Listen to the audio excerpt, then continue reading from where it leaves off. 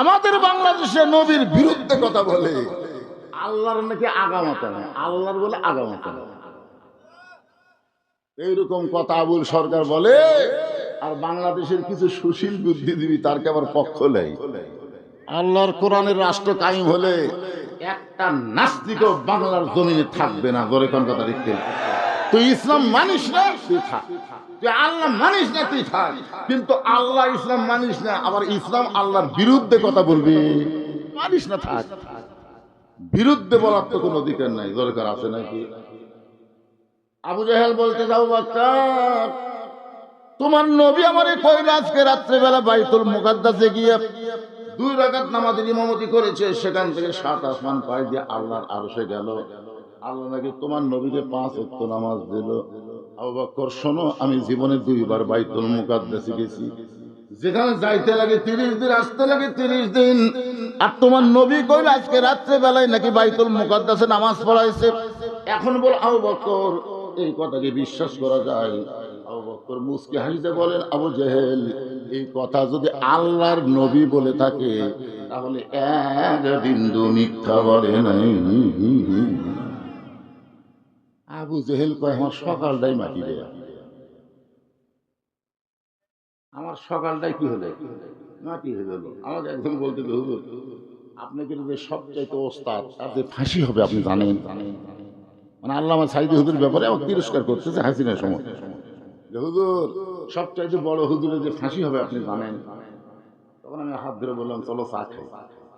চা খাবার চাই আমি বললাম, ভাই রে আমাকে 1 কাপ দাও আর 2 কাপ দুধের চা দাও।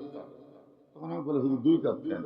তুই আমাকে একটা ভালো খবর দিছিস, হুজুরের ফাঁসি হবে, এই জন্য খুশি হয়ে 2 কাপ। উনি যখন দুধের কাপ মুখত দিছে তখন বলতেছে, পাগলা আল্লামা সাইদি হুজুরের ফাঁসি হবে কিন্তু তোর যে মৃত্যু হবে, যেই কিছু মৃত্যু হবে চুম করছেন, চমকা উঠলি কেন? আরে পাগলা ফাঁসির তারিখ আছে, মরার কোনো তারিখ নেই।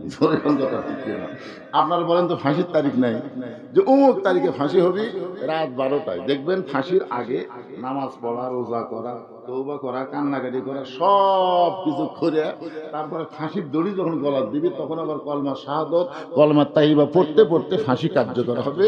রাসূল বলেছেন, শেষ বাণী লা ইলাহা ইল্লাল্লাহ, ও যত বড়ই পাপী হোক আল্লাহ তার জন্য জান্নাতের দরজা খুলে দেয়। কিন্তু তুই যে মরবি, তুই যে মরবি, তোর মৃত্যু হবে, তুই কি কলমার গ্যারান্টি আছে? না হুজুর। এখন বল তাহলে কোনটা ভালো? চা খাইতে খাইতে এই দিক দিয়ে তো হাসি ভালো, পাগলা আর 1 কাপ খাই দেয়। ওই দাদা বলতেছে, কার কাছে কি খবর দিলাম রে কামড় না রে? যার কাছে আল্লাহর কোরআন আছে, যে রীতিমতো আল্লাহর কোরআনকে তেলাওয়াত করে, তার কাছে কোনো আজে বাজে খবর দিয়ে লাভ নাই। কারণ কোরআন হলো খবরে ওয়াহিদ, 1 নম্বর খবর। ধরে কোন কথা ঠিক কি না? অন্যায় ভাবে যাদের ফাঁসি দেওয়া হলো, আল্লাহর কোরআন বলতেছেন, ওয়ালা তাকুলু লিমান ইউকতালু ফি সাবিলিল্লাহি আমওয়াতুন ওয়াল আহইয়াউ ওয়ালাকিন লা তাশউরুন।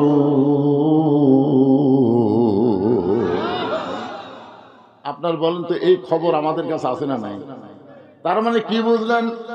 ফাঁসি দেওয়া মানে মরে যাওয়া না, অন্যায় ভাবে হত্যা করা হলো। আল্লাহ বলছেন তাদেরকে মৃত্যু বলো না, আমি আল্লাহ বলতেছি তারা জীবিত। আবু বকর এক দৌড়ে সে দেখে আল্লাহর নবী কাবা ঘরের সঙ্গে হেলান দিয়ে কাঁদতেছেন, নবীর চোখটা দর দর করে পানি পড়তেছে।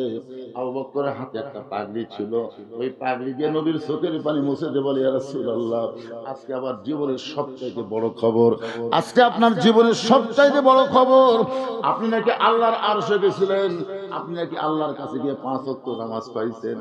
আল্লাহর নবী আপনি বাইতুল মুকাদ্দাসের মধ্যে গিয়ে নামাজ পড়াইছেন, সেখান থেকে 7 আসমান পাড়ি দিয়ে আল্লাহর আরশে গেলেন। নবী গো, এই বছরে আপনার জীবনে সবচেয়ে বড় কষ্ট হলো আপনার চাচা আবু তালেব দুনিয়া থেকে বিদায় নিয়েছে। দ্বিতীয় কষ্ট হলো দরদের বিবি খাদিজা দুনিয়া থেকে চলে গেছে। আপনার তৃতীয় কষ্ট হলো তাইফের ময়দানে গিয়ে আপনি রক্তাক্ত হলেন। এত কষ্টের পরে আপনি আল্লাহর আরশে গেলেন, আল্লাহ পাক আপনাকে 5 ওয়াক্ত নামাজ দিল। আপনি কেন কাঁদতেছেন হুজুর? আপনি চোখ দিয়ে পানি বের করবেন না। রাসূল বলে, আবু বকর, এই খবর তোমাকে কে দিল? আমি যে আল্লাহর আরশে গেলাম, বাইতুল মুকাদ্দাসে নামাজ পড়ালাম, এই খবর তোমাকে কে দিল? আবু বকর বলে, রাসূলুল্লাহ, এই খবর সকালবেলা আবু জেহেল আমাকে দিয়েছে। রাসূল বলে, তোমার কি বিশ্বাস হয়? আবু বকর বলে, সাদ্দাকতু ইয়া রাসূলুল্লাহ, এক বিন্দু মিথ্যা নয়। সঙ্গে সঙ্গে নবী আবু বকরকে বুকের মধ্যে চেপে ধরল, আবু বকর রে, আবু জেহেল যখন আমাকে পাগল বলে চলে গেছে তখন থেকে আমার কলিজায় বড় কষ্ট, কিন্তু তুমি যখন সাদ্দাকতা বলেছো আমার আর কোনো কষ্ট নাই। আল্লাহ বলে, হাবিব, যে আবু বকর সাদ্দাকতা বলে আপনার অন্তরের কষ্ট দূর করে দিল, আমি আল্লাহ পুরস্কার হিসাবে তাকে সিদ্দিক ডিগ্রি দিয়া দিলাম। মানুষের তৈরি সমাজকে লাঠি দিয়া আল্লাহর কোরআনের রাষ্ট্র গঠন করার জন্য আল্লাহর সৈনিক হওয়া লাগবে, চলবে না। মানুষের তৈরি করা কোন সংবিধান মুসলমানের জন্য চলবে? আমি মুসলমান, আল্লাহর কোরআন থুয়া কে কি কইল সেইটা অনুযায়ী আমি চলবো, এটা চলবে না ভাইজান। ইমাম গাজ্জালী রহমতুল্লাহ আলাইহি বলেন, হাউজে কাউসারের পানি যেই দেহের মধ্যে ঢুকবে ওই দেহটার জন্য আল্লাহ তাআলা জাহান্নামকে হারাম করে দিবে। এই হাউজে কাউসারের মালিক আল্লাহ তাআলা অন্য কাউকে দেয়নি, আমাদের নবীকে দিয়েছেন। সুবহানাল্লাহ। কত ভাগ্য আমাদের ভালো! বিশ্ব নবী পাইছি, বিশ্ব নেতা পাইছি, নবীর উম্মত হইছি, আবার হাউজে কাউসারের মালিক আমাদের নবী। হাসর হবে তামার সানি, উম্মত বলবেন পানি পানি। হাসর হবে তামার সানি, উম্মত বলবেন পানি পানি। সেই কঠিন দিনে নবী বিনে, সেই কঠিন দিনে নবী বিনে পানি দেওয়ার সাধ্য কারো নাই। সেই পানিটাই হলো হাউজে কাউসার। বলবেন সুবহানাল্লাহ।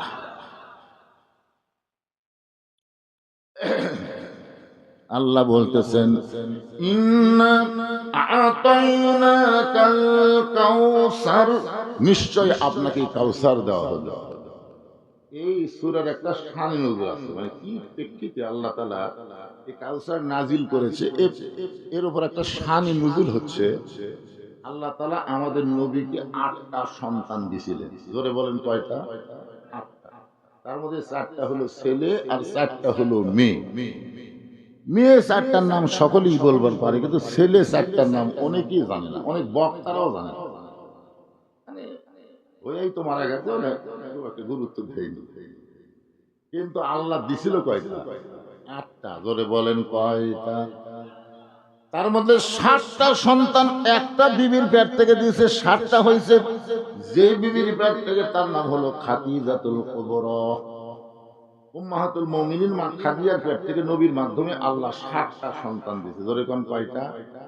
তার মধ্যে 3টা ছেলে, একটার নাম হলো তৈয়ব, একটার নাম হলো তাহের, একটার নাম হলো কাসেম। এই 3টা হলো ছেলে। আর মেয়ে 4টা হলো জয়নাব, রোকেয়া, কুলসুমা, আর সবচেয়ে ছোটটা হলো ফাতেমা। তাহলে কয়টা হলো? আর নবীর আরেকটা বউ ছিল। নবীর তো বউ কয়টা আপনারা জানেন, আমি পাশের মাহফিলে আপনাদের শুনাইছি। কয়টা? 11টা। ধরে বলেন কয়টা? এর মনে থাকে না কেন? নবীর অন্য আরেকটা বিবি ছিল মারিয়া কিপ্তিয়া। সে মারিয়া কিপ্তিয়ার পেট থেকে একটা ছেলে হয়েছিল, তার নাম হলো ইব্রাহিম। ধরে কোন, তার নাম কি? এই 4টা ছোট ছোট বাচ্চাদের, ছেলেদেরকে আল্লাহ তাআলা দুনিয়া থেকে নিয়ে গেলেন, আর 4টা মেয়েকে আল্লাহ কিছুদিন দুনিয়াতে হায়াত দিলেন। এতে কাফেররা বলা বলি শুরু করলো, আমাদের নবী মরে গেলি নাকি বংশ শেষ, মরে গেলি বংশ শেষ। ছেলেগুলা সব চলে গেছে। যেরকম আমার ব্যাপারে বলে, বুঝি তো আজকাল কি করবি, যা করবি কামাই, সব খাবি জামাই। মানে আমার আবার ছেলে নেই, বুঝলেন? 3টা মেয়ে আছে, ওদের ধারণা আমি যা কামাই করব আমার জামাই রাই খাই। এই এইরকম কথা যখন এলাকার লোকজন বলা বলি শুরু করলো, তখন আমি যা করলাম কামাই সমস্ত টাকা পয়সা দিয়ে বানালাম মসজিদ মাদ্রাসা। এখন আর বলে না, এখন যা করি কামাই সব খাই মসজিদ মাদ্রাসায়। আপনারা যারা দাওয়াত দিবার গেছিলেন তারা দেখে যাচ্ছেন, প্রথম 12 শতক, 24 শতক, 45 শতক, সেখানে এখন হয়েছে 235 শতক জায়গার উপর মসজিদ মাদ্রাসা এতিমখানা কমপ্লেক্স। আল্লামা সাইদি হুজুরের নামেও একটা অডিটোরিয়াম তৈরি করা হয়েছে। মারহাবা। হ্যাঁ, তো আল্লাহর নবীর ব্যাপারে এইরকম যখন বলা বলি চলাচলি শুরু হয়ে গেল, যে বিদায় নেওয়ার সাথে সাথেই তার বংশ বুনিয়াদ মুছে যাবে, নবীর চোখের মধ্যে পানি দেখে আল্লাহ নবীকে সান্ত্বনা স্বরূপ এই কাউসার দান করলেন। জরিকান সুবহানাল্লাহ। সাহাবীরা বললেন, ইয়া রাসূলুল্লাহ, আল্লাহ তাআলা শুধু আপনাকে কাউসার দান করে নাই, আল্লাহ আপনাকে এমন একটা ডিগ্রি দিল, ওয়ামা আরসালনাকা ইল্লা রাহমাতাল লিল আলামিন। আপনারা বলেন তো আমাদের নবীর দয়া কম না বেশি? তো সাহাবীরা বলতে যে হুজুর, হাসরের ময়দানে সবাই তৃষ্ণার্ত হয়ে যদি আপনার কাছে পানি চায়, আর আপনি যে দয়ার সাগর, যে তায়েববাসী আপনাকে পাথর মারে রক্তাক্ত করে দেয়, আপনি সেই তায়েববাসীর জন্য ধ্বংস কামনা না করে তাদের হেদায়েত কামনা করেন, আপনার মতন দয়া লুকিয়ে আছে? হাসরের ময়দানে খ্রিস্টান, ইহুদি, হিন্দু, বৌদ্ধ সবাই তৃষ্ণার্ত হয়ে আপনার কাছে যদি পানি পান করবার আসে, আর আপনি দয়া করে সবাইকে যদি 1 গিলাস করে পানি খেলেন, তাহলে পানি যে দেহের মধ্যে যাবে, সেই দেহের জন্য আল্লাহ জাহান্নাম হারাম করে দিবে। ওগো নবী, আপনি কি সবাইকে হাউজে কাউসারের পানি পান করাবেন? সঙ্গে সঙ্গে নবী বললেন, হাউজে কাউসারের মালিক হচ্ছেন আল্লাহ, আর আমি হলাম বন্টনকারী। সুবহানাল্লাহ। হাউজে কাউসারের মালিককে? আরো জোরে। বাংলাদেশের মালিককে? আপনাদের মসজিদের মালিককে? এবারে মাইক এরকম চনচন করে কে বাবা, নাই কালে গুটি রে। সবকিছুর মালিককে। বিশ্বাস করে বলতেছেন না তালত করে বলতেছেন? বিশ্বাস করে? মাশাআল্লাহ।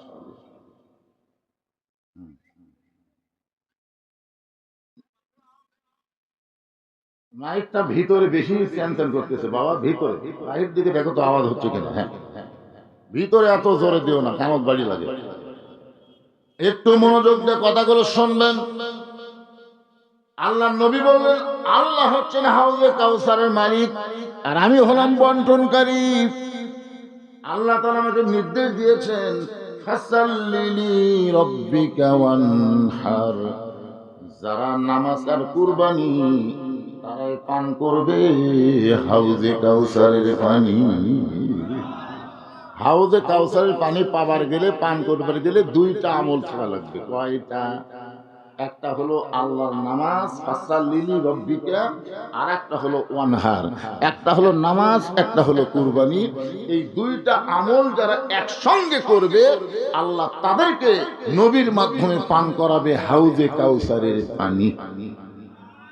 এখন আপনাদের নামাজের খবর কি? 1 নম্বর কিন্তু নামাজ। হাউজে কাউসারের পানি তো খাওয়ার জন্য কি মনে করতেছে? সবার আশা আছে না নাই? এখন যদি বলে আপনারা মাগরিব এশার নামাজ কারা কারা পড়ছেন, হাত তুলবার বলবো না, হাত তোলার দরকার নেই, হাত তোলার দরকার নাই ভাইরে। একটু চিন্তা করে দেখেন তো কারা কারা পড়েননি।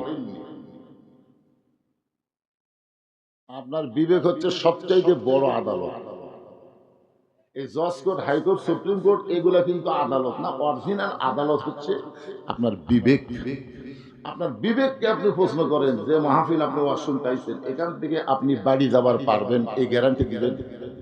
একটা লোক দাঁড়িয়ে বলেন, হুজুর আমার বাড়ি সব সাইডে কাছে, এই যে দেখতেছেন না হুজুর, এটাই আমার বাড়ি হুজুর, আমি বাড়ি যাবার পারবই।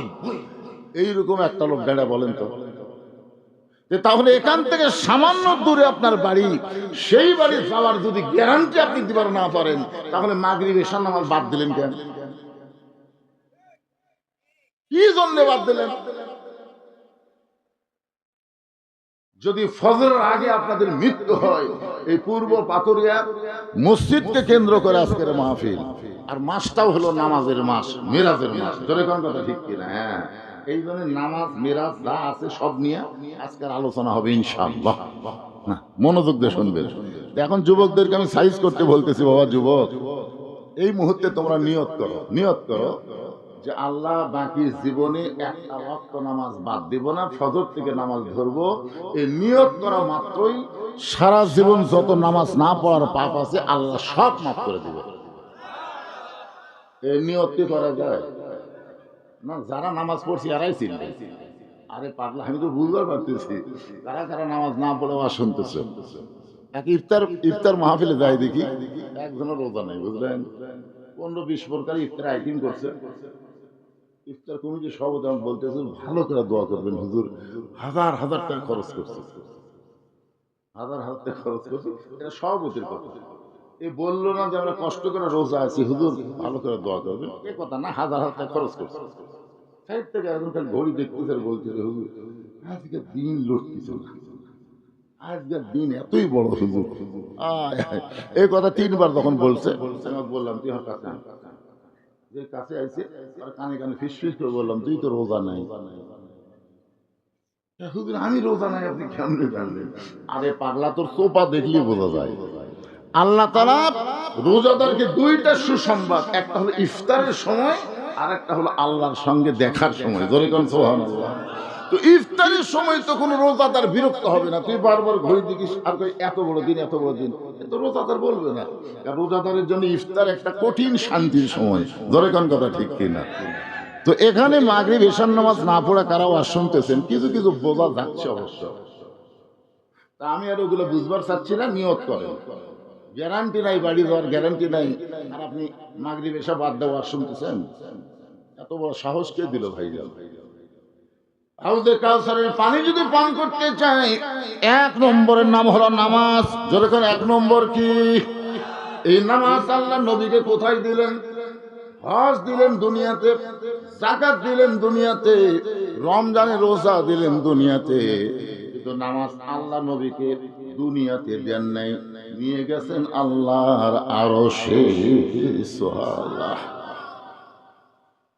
আল্লাহ নবী 5 ওয়াক্ত নামাজ পাওয়ার পরে দুনিয়াতে আবার ফেরত এসে সর্বপ্রথম যার সঙ্গে দেখা হয়েছে, বুঝলেন, তার নাম হলো আবু জেহেল। জোরে কোন তার নাম কি? সর্বপ্রথম নামাজ পাওয়ার পরে নবীর সঙ্গে যার দেখা হলো তার নাম হলো আবু জেহেল। আবু জেহেল বলতেছে, বাবা সন্ধ্যার সময় তোমাকে দেখলাম, নবী বলতেছে তুমি সুন্দর, কিন্তু সকালবেলা তুমি এত সুন্দর। আমাদের নবী যে সুন্দর ছিল এই ব্যাপারে সন্দেহ আছে? আবু জেহেল বলতেছে, বাজান সন্ধ্যার সময় দেখলাম তুমি সুন্দর, কিন্তু সকালবেলা এত সুন্দর, মনে হয় তোমার চেহারা দিয়ে আলো ঠিকরে ঠিকরে পড়তেছে। এত সুন্দর হওয়ার কারণ কি?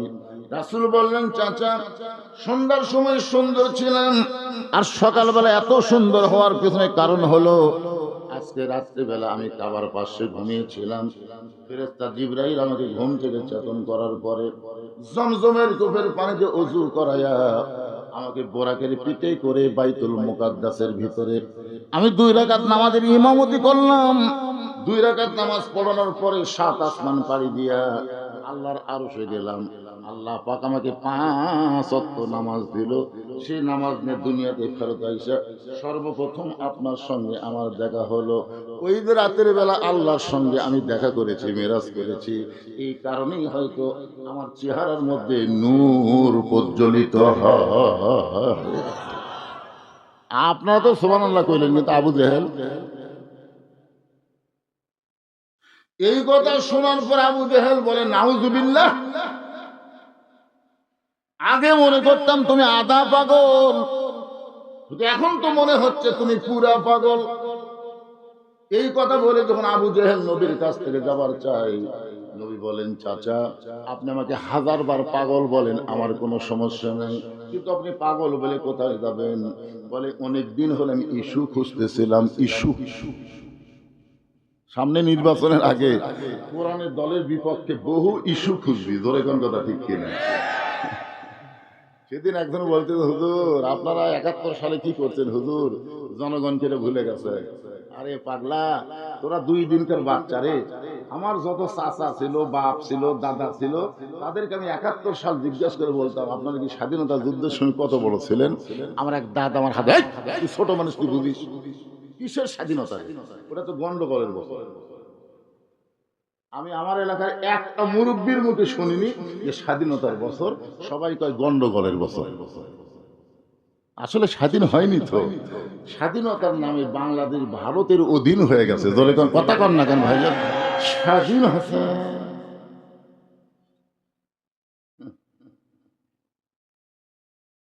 এই জিনিসগুলো আমাদের বোঝা লাগবে, বুঝি না তো। যুবকেরা খেলে লাফালাফি করে। 30 লক্ষ মা বোনদের 30 লক্ষ শহীদ হচ্ছে, 30 লক্ষ বলে শহীদ হচ্ছে।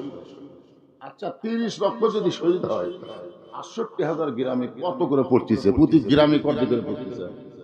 আমি যেই গ্রামে যেই ইউনিয়নে ওয়াজ করবার যাই, আমি বহু মুরব্বি জিজ্ঞাসা করি যে 71 সালে আপনাকে এলাকায় কয়জন মরিছে?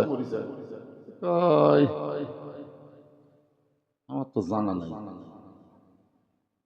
একজন তো 2-1 মরতে পারে, তাহলে প্রতি ইউনিয়নে, গ্রাম না, প্রতি ইউনিয়ন 2-4 জন 5 জনকে যদি মরে, হিসাব করে দেখা যাবে 50,000ই হবে না, তার 30 লাখ থেকে হলো। এর গাঁদা করি গল্প কইয়া বাংলার মানুষদের ভুলাইছো।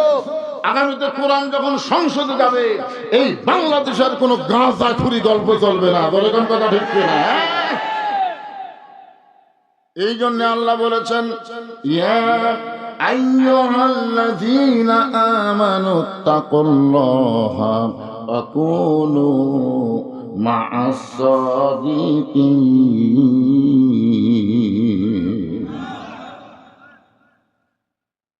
অনেকদিন হলো ইস্যু খুঁজতেছিলাম, কারণ আমি আবু জেহেল কতদিন হলো দেখতেছি, কিছু লোক আমার বাড়ির দিকে যায়, আমার বাড়ি থুতা দেয়, জানলাতে দেখি আমার বাড়ি থুতা দেয় আর তোর বাড়ির সালাম দেয়।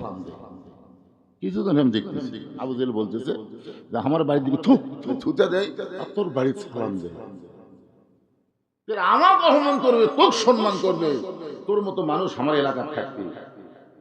আমি বার করার বহু চেষ্টা করতেছি, কিন্তু ইস্যু পাচ্ছি না। আজকে ইস্যু পাচ্ছি, তোকে পাগল বানায়া আমার এলাকা থেকে তাড়াবার চাই, এই কথা বলে আল্লাহ আবু জেহেল এক দৌড়ে যার বাড়ির দরজায় গেলেন, তার নাম হলো আবু বকর। জোরে বলেন নাম কি? আবু বকরের দরজা দিয়ে বলেন, আবু বকর, তোমার নবী যে পাগল হয়েছে তুমি কি জানো? যেই মাত্র কইছে তোমার নবী যে পাগল হয়েছে তুমি কি জানো? সঙ্গে সঙ্গে আবু বকর দরজা খুলে বলতেছে, আবু জেহেল, যেই কথা একবার বলেছো এই কথার দ্বিতীয়বার বলবা না। যেই কথা একবার বলেছো এই কথা যদি দ্বিতীয়বার বলো, দ্বিতীয়বার বলো। কি বুঝাচ্ছে? একবার বলেছে এই কথা দ্বিতীয়বার বললে এটাকে কি ধরবি? আবু জেহেল 3 ধাপ পিছনে যায় বলতেছে, আবু বকর তুমি না নরম মানুষ, তুমি নরম মানুষ, এত গরম হয় না। আবু বকর বলতেছে, আল্লাহর নবীর বিরুদ্ধে কথা শোনার পরে কেউ যদি নরম ভূমিকা পালন করে তাহলে বুঝতে হবে সে আর মুসলমান নাই, সে মুনাফিক হয়ে গেছে। আমাদের বাংলাদেশে নবীর বিরুদ্ধে কথা বলে, আল্লাহর নাকি আগামাতা নেই, আল্লাহর বলে আগামাতা নেই, এইরকম কথা আবুল সরকার বলে। আর বাংলাদেশের কিছু সুশীল বুদ্ধিজীবী তার কে আবার পক্ষ নেই। আল্লাহর কোরআনের রাষ্ট্র কায়েম হলে একটা নাস্তিকও বাংলার জমিনে থাকবে না। ধরে কোন কথা দেখতে, তুই ইসলাম মানিস না তুই থাক, তুই আল্লাহ মানিস না তুই থাক, কিন্তু আল্লাহ ইসলাম মানিস না, আবার ইসলাম আল্লাহর বিরুদ্ধে কথা বলবি, মানিস না থাক। বিরুদ্ধে বলার তো কোনো অধিকার নাই, দরকার আছে নাকি? আবু জেহেল বলতে যাও, বাচ্চার তোমার নবী আমারে কইল আজকে রাত্রেবেলা বাইতুল মুকাদ্দাসে গিয়ে 2 রাকাত নামাজের ইমামতি করেছে, সেখান থেকে 7 আসমান পাড়ি দিয়ে আল্লাহর আরশে গেল। আল্লাহ নাকি তোমার নবীকে 5 ওয়াক্ত নামাজ দিল। আবু বকর শোনো, আমি জীবনে 2 বার বাইতুল মুকাদ্দাসে গেছি, যেখানে যাইতে লাগে 30 দিন, আসতে লাগে 30 দিন। আর তোমার নবী কইল আজকে রাত্রেবেলায় নাকি বাইতুল মুকাদ্দাসে নামাজ পড়াইছে। এখন বল আবু বকর এই কথাকে বিশ্বাস করা যায়? আবু বকর মুস্কি হাসিতে বলেন, আবু জেহেল এই কথা যদি আল্লাহর নবী বলে থাকে তাহলে এক বিন্দু মিথ্যা বলে নাই। আবু জেহেল কয় আমার সকালটাই মাটি দেয়া, আমার সকালটাই কি হলো, মাটি হয়ে গেল। আমাকে একজন বলতে হুজুর আপনি কিন্তু যে সবচাইতে ওস্তাদ তার যে ফাঁসি হবে আপনি জানেন। মানে আল্লামা সাইদি হুজুর ব্যাপারে আমাকে তিরস্কার করতেছে হাসিনার সময় যে হুজুর সবচাইতে বড় হুজুরের যে ফাঁসি হবে আপনি জানেন। তখন আমি হাত ধরে বললাম চলো চা খাই। চা খাবার চাই আমি বললাম ভাই রে আমাকে 1 কাপ দাও আর 2 কাপ দুধের চা দাও। তখন আমি বলে হুজুর 2 কাপ দেন। তুই আমাকে তো ভালো খবর দিছিস, হুজুরের ফাঁসি হবে এই জন্য খুশি হয়ে 2 কাপ। উনি যখন দুধের কাপ মুখত দিছে তখন বলতেছে পাগলা আল্লামা সাইদি হুজুরের ফাঁসি হবে কিন্তু তোর যে মৃত্যু হবে, মৃত্যু হবে চুম করছেন চমকা উঠলি কেন? আরে পাগলা ফাঁসির তারিখ আছে, মরার কোনো তারিখ নেই। আপনারা বলেন তো ফাঁসির তারিখ নাই, যে অমুক তারিখে ফাঁসি হবে রাত 12টায় দেখবেন ফাঁসির আগে নামাজ পড়া, রোজা করা, তওবা করা, কান্নাকাটি করা সব কিছু করে তারপরে ফাঁসির দড়ি যখন গলার দিবি তখন আবার কলমা শাহাদত, কলমা তাইবা পড়তে পড়তে ফাঁসি কার্যকর হবে। রাসূল বলেছেন শেষ বাণী লা ইলাহা ইল্লাল্লাহ, ও যত বড়ই পাপী হোক আল্লাহ তার জন্য জান্নাতের দরজা খুলে দেয়। কিন্তু তুই যে মরবি, তোর মৃত্যু হবে, তুই কি কলমার গ্যারান্টি আছে? না হুজুর এখন বল তাহলে কোনটা ভালো? চা খাইতে খাইতে এই দিক দিয়ে তো হাসি ভালো, পাগলা আর 1 কাপ খাই দেয়। ওই দাদা বলতেছে কার কাছে কি খবর দিলাম রে কামড় না রে, যার কাছে আল্লাহর কোরআন আছে, যে রীতিমতো আল্লাহর কোরআনকে তেলাওয়াত করে তার কাছে কোনো আজে বাজে খবর দিয়ে লাভ নাই। কারণ কোরআন হলো খবরে ওয়াহিদ, 1 নম্বর খবর। জোরে কোন কথা ঠিক কি না? অন্যায় ভাবে যাদের ফাঁসি দেওয়া হলো আল্লাহর কোরআন বলতেছেন ওয়ালা তাকুলু লিমান ইউকতালু ফি সাবিলিল্লাহি আমওয়াতুন ওয়াল আহইয়াউ ওয়ালাকিন লা তাশউরুন।